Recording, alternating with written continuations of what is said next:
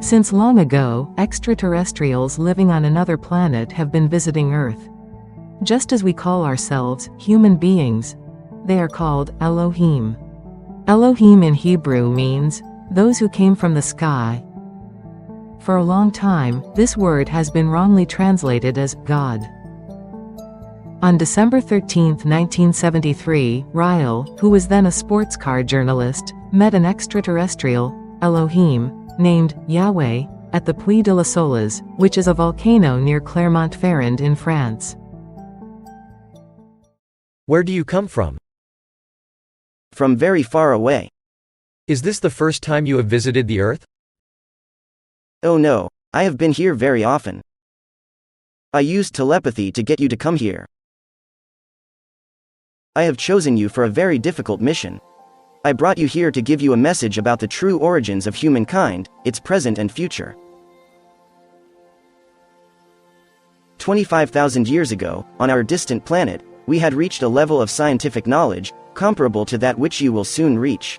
Our scientists perfected their techniques, and tried to create more advanced forms of life. They searched for a planet that was suitable to carry out their projects.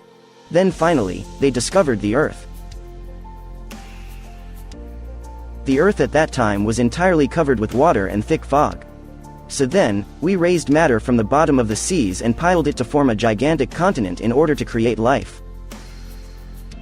We placed 7 research teams in laboratories on different areas of the continent, synthesized DNA from chemicals taken from the Earth, and created microorganisms, plants, fish, birds, animals, and human beings in this order.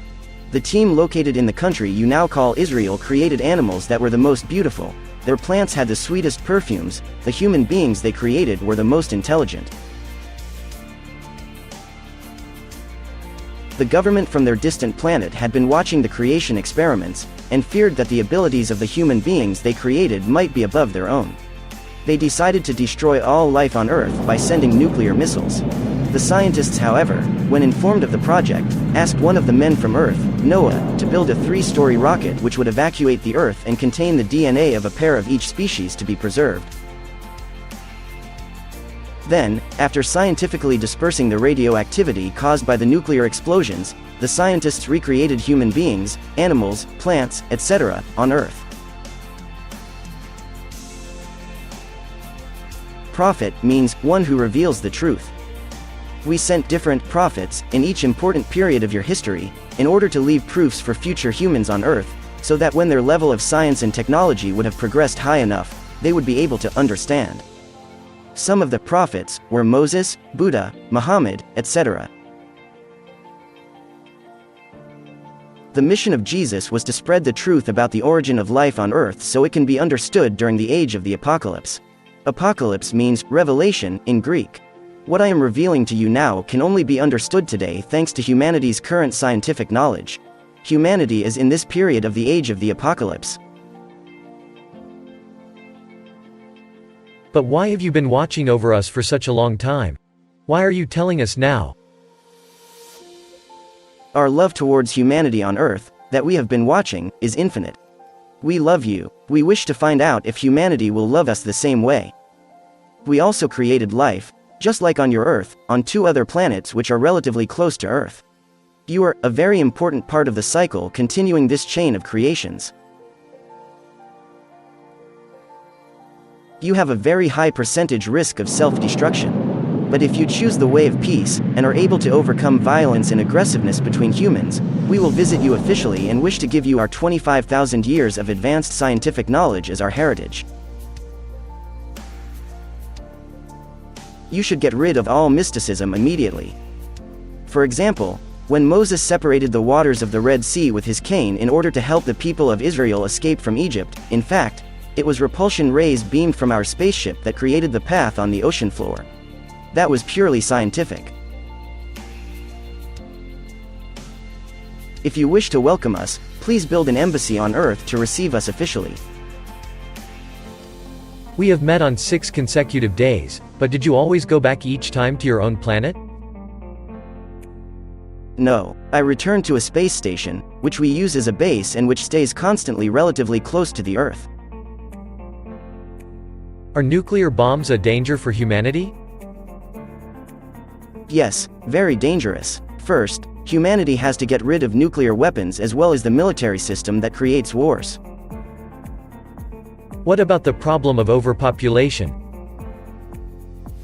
Your population will not increase if you make a law stating that one woman can only have 2 children.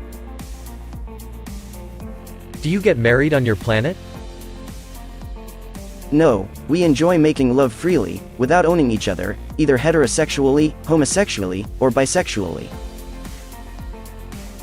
What is your education system like? It is not an education of memorizing like you do. We learn by injecting a memory substance, so the children are free from the hard work of memorization, and they can do only what they are really interested in. What is your population like? Are there races? Our population is 7 billion. We have 7 races, each has its own culture, and we respect each other. What kind of political system would be good? We use a system called geniocracy. The Earth must be governed by those geniuses whose brains are more suited to thinking and finding solutions to problems. A genius does not mean someone who studied a lot. You have to create a system to evaluate intelligence and aptitudes from childhood on. Thanks to our highly advanced technology, robots can perform every task, so work and money do not exist on our planet. Everyone has everything he needs, there is no crime, and police or prisons do not exist. Our people do only what they like, such as artistic, sporting, or creative activities, etc. We can say that our civilization is truly a civilization of leisure. Do you have any religion? No, our only religion is human genius. There is no God. What is your average lifespan?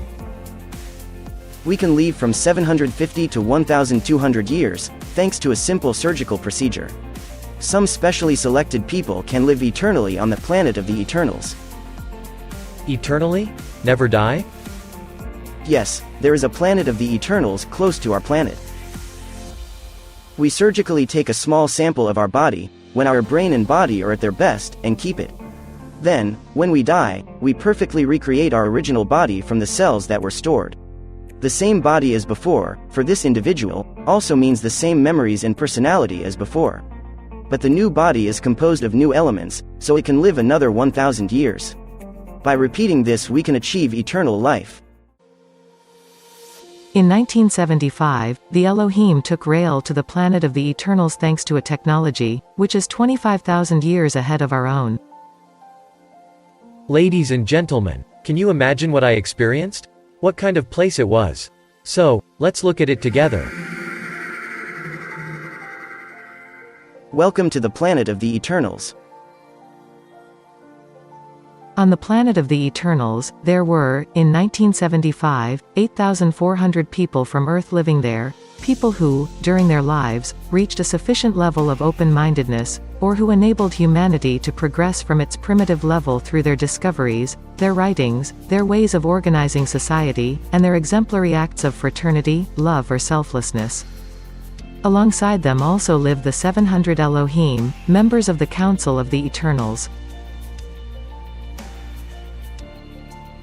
Rael. Here are the prophets who have been recreated after their death on earth.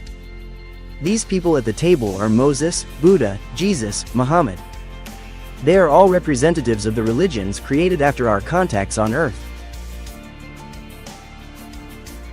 We are biological robots. We were created as an adult body, ready to function, and we are incapable of the slightest violence. We exist to take care of the dirty and odd jobs, and to serve any kind of request. Rael, this is where we make the biological robots. Each of us owns an average of 10 robots. This machine generating the biological robots gives them the exact physical appearance and specialization you desire. I wore this special helmet and imagined a melody. I could immediately hear wonderful music corresponding exactly to what I was thinking about. And when I sat in front of a screen and imagined certain scenes, these scenes at once became visible on the screen. I was told that many people here use this equipment to create wonderful works of art.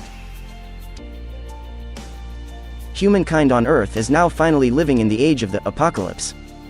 Apocalypse means revelation, and the message I am giving you is the revelation. It is the time when everything can be understood scientifically. You only have to look around you to see that the age of the apocalypse has indeed come. Furthermore, the universe is infinite, it has no center. So there is no God or soul, nor is there any heaven or hell. Only infinity exists. Our body is itself a small universe. The particles of the atoms in each one of our cells are the stars and planets in this body universe, and on those planets, there are tiny intelligent living beings. In the same way, our universe is part of a gigantic being. We are living on the Earth, which is a particle of one of the atoms composing that gigantic living being. Also, this gigantic being is in its turn only part of an atom of another even larger being. This cycle of infinity, small and large, continues infinitely. Rael, you are the last prophet that we are sending on Earth. Spread this message to people around the world, and guide those who understand this message. They will help you. The new guidance for humanity on Earth should no longer be ignorance and hatred, but fulfillment, freedom, and universal fraternity. Rael, those individuals who help you spread this message of truth and love, it is for them that recreation on the planet of the Eternals is reserved.